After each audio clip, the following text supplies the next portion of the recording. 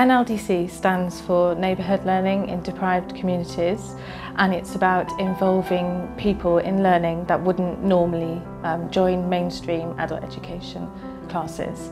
And it's basically funding that is provided by the Learning and Skills Council, which is given to volunteering community groups. Various community groups can access this funding by putting in bids, and one of the primary aims from the LSE point of view is to give funding which enables a project to be self-sustaining after the end, so that it helps them set up so that they can keep the work going once that funding has come to an end. When the groups come to an end, I then see the students on an individual basis to offer the impartial advice and guidance. On those particular sessions, we normally talk through their options for moving forward, things like further training. We'll talk about options to move into jobs. I'll offer them the option to do CV writing and generally whatever kind of progression they're looking for. We can illustrate under themes like health and well-being and stronger and safer communities, enjoyment and achievement of communities, how Nldc projects fit very neatly into those wider strategic objectives.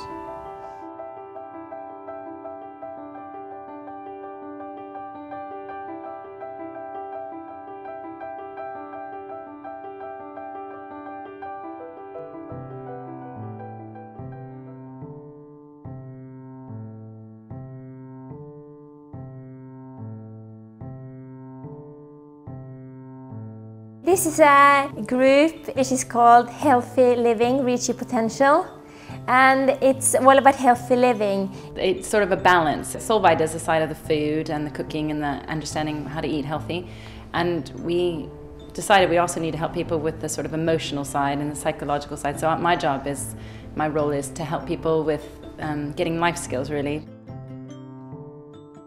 It is very important to eat healthily because what we feed our body is how the body will act, and it's very important for health and for behaviour. And I'm trying in my group to encourage parents and show them way they can help their children to eat healthily. We found having a small group around 10 to 12 people works really well. And we always have a time where we eat together, and then we usually have a little bit of theory with like the presentation I just did today, where we talk about an emotion or confidence, or how to empower people to get their confidence up and get a more fulfilled life. On TV they always recommend food that you can't afford.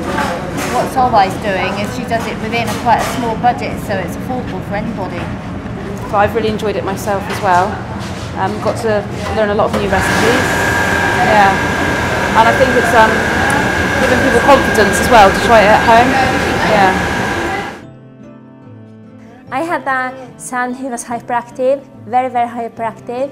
I was really struggling with his behaviour. We went to parents management training, and even after months and months and months, there was no difference in his behaviour. When he was little, he had so much eczema, so he would stick to the sheet in the night because his body was covered with eczema. Then we changed his eating habits, and his eczema just disappeared. I don't even put cream on him anymore, and he's totally fine, his skin is fine. And he can concentrate very well, and he can read in English and he can read in Norwegian with no problems at all.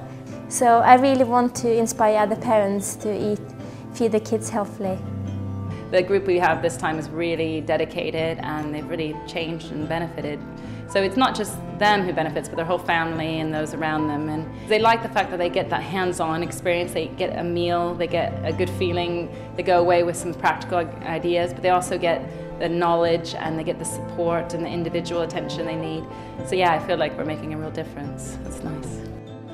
One mum, she said her child used to have a very big tummy, and he used to eat lots of sweets all the time, so he was very bloated. And then she went on the course, and afterwards she could use the trousers fitted him 2 years earlier because he had lost weight, and it got quite nice to hear. So by trying to encourage parents, especially when they have young children, to teach them to have healthy eating habits straight away, you can prevent lots of diseases, lifestyle diseases. I just hope people's lives are benefited, and I hope that people, the word gets out that it's fun and it's good to live a healthy lifestyle, but both what you eat but also your mental health is important as well. Yeah. So that's why I want to run this group.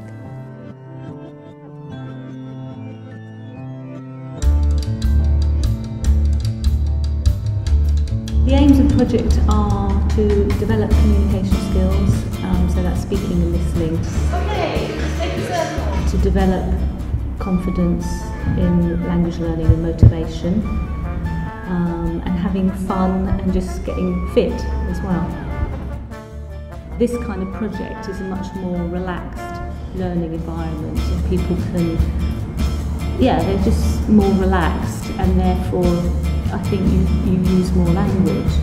A lot of people prefer to move around and to do things when they're learning. It helps them to remember more. And people's attention span isn't very long. So I think if you're kind of moving and you're active, then you're more likely to stay engaged for longer. Wrist to shoulder. The other thing about using movement in dance is that it engages emotions, and if you're emotionally involved in what you're learning, then you're more likely to remember it.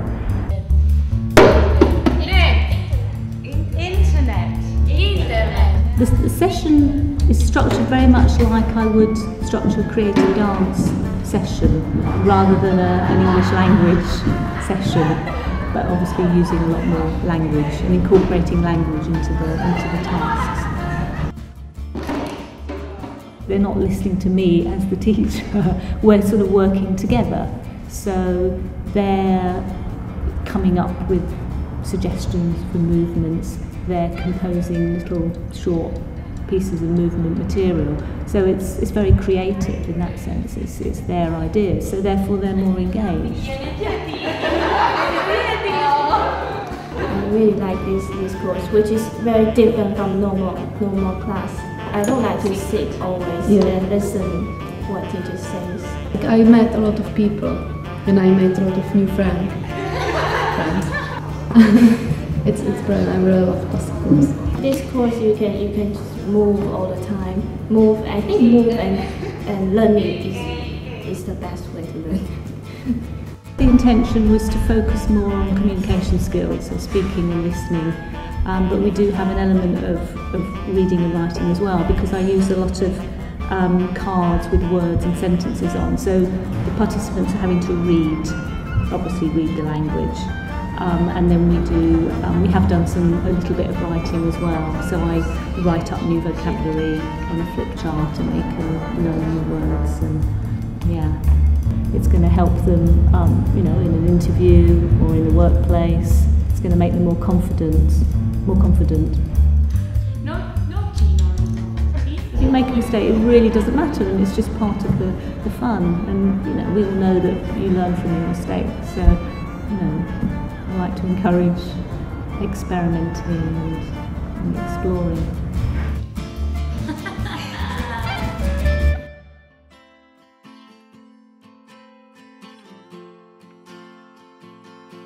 The key aim is to introduce people to social enterprise, to help community groups and projects actually create their own income so they can become more sustainable. So it's a really, I guess, a whole package of business type support, but for voluntary sector projects. We've got a dozen or so people on the course, and they are all people who are involved in voluntary and community groups. They're all people who are living in Somerset, have got issues that concern them that are going on in their town or their locality, and they want to do something about that. I learned quite a lot about how you communicate with communities and different people and their ideas, and how you can try and engage people of different backgrounds and interests to getting involved. I think coming to do a course like this really makes you realise that anything is possible, from the small scale to the larger. It's been incredibly interesting meeting different people who are already involved in the sort of project that I want to set up.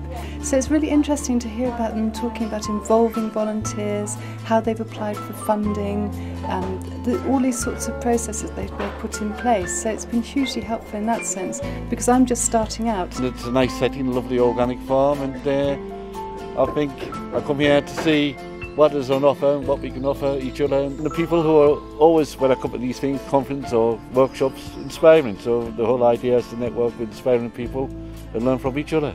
I never used to mix. I was alone for a long time on my own, and I thought I knew it all and I knew what life was about.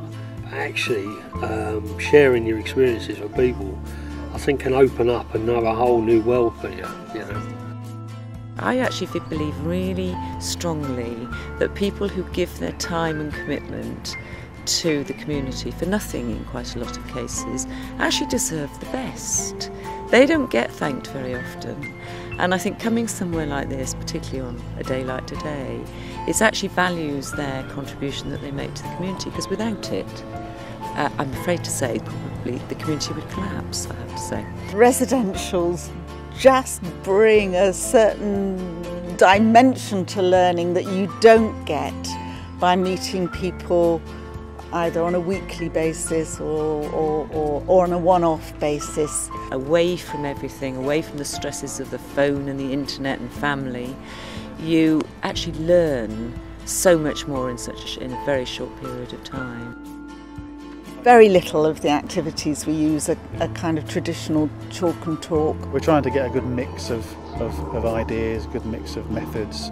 We enable people to work in pairs, in small groups, to reflect individually.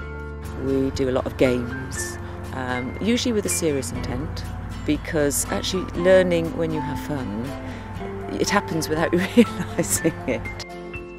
We ask them to reflect on what they've learned and to record it so that they have a way in which they can reflect and remember in the future on what they've learned. It's important to measure their progress on the course, but it's also really important to keep in touch with them after they've finished. We usually have a follow-up session with them 3 or 4 months down the line, and that's really rewarding to see what they're doing out there in the community. Is just staggering, actually. Wonderful.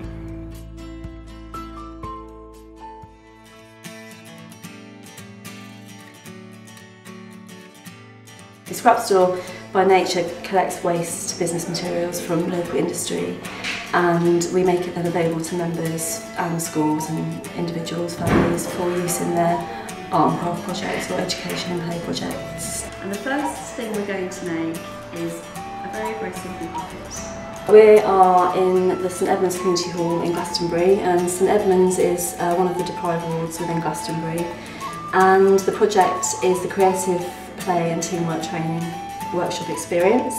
It's been funded by the Nldc to provide a series of workshops for new learners and also for people that are looking to maybe return to work or training within childcare or any other experience where using scrap or having this kind of work experience, if you like, will be useful. Primarily it's aimed at new learners, maybe individuals that haven't been in work or training for a long time, people that perhaps have low confidence levels and maybe not sure which direction they want to go in terms of retraining or returning to work.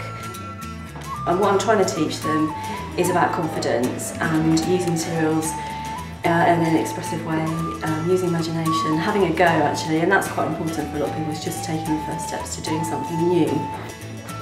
It's the kind of activity which primarily looks as if it's quite a laugh actually and quite fun, and that I hope is enough to get people through the door, because it's quite difficult for people, a lot of people, just to take the first steps to actually come and join in. And I think also because of the teamwork element, maybe some individuals that aren't very confident and aren't very good at communicating and don't have the skills to actually do a teamwork project, using scrap in a kind of fun, very light-hearted way makes it a bit more attractive and maybe not quite so nerve-wracking. And I think in terms of progression, it might just be enough to have given somebody the confidence to think about maybe training to do NVQ in childcare, because they have an experience of something which would be useful in a childcare employed situation. Or it might just give people the confidence to perhaps do some childminding, that kind of stuff. It's all useful experience.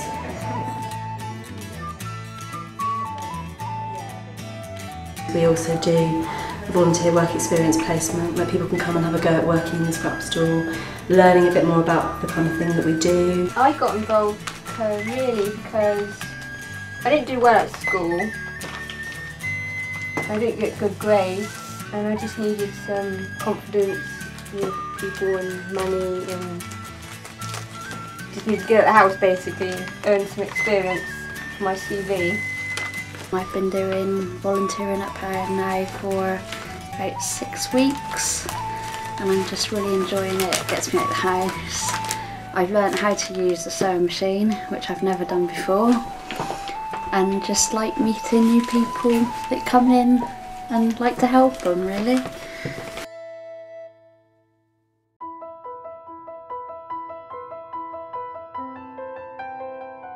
The main aims of the project is to provide meaningful work to individuals that have had acquired brain injury and also may have mental health issues or concerns. What we're trying to do is help the individual to gain confidence, to build their self-esteem, to give them the space that they need and go at their pace. To actually provide new skills, to provide a safe environment to learn new skills, and projects and people around them that will understand what they've been through and where they're heading and what they're trying to achieve. New skills I've got are how to look after land, really. Before, I didn't want to do that at all, talking call centres, postman for a while, but never really outside that much. And then when I come out of hospital, I thought, what can I do now? I'm bored, I don't know what to do. But Headway and Time Out people just said, why not gardening? Outside, do you think you like? And I thought, yeah, I'll do it, right. We got to work starting to put some plants into the ground, dig the ground, clear it.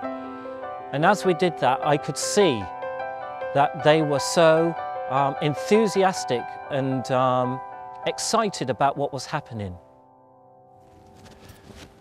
My role involves kind of guidance, really. You know, I do practical work alongside them and just offer advice and, you know, jolly them along, as it were.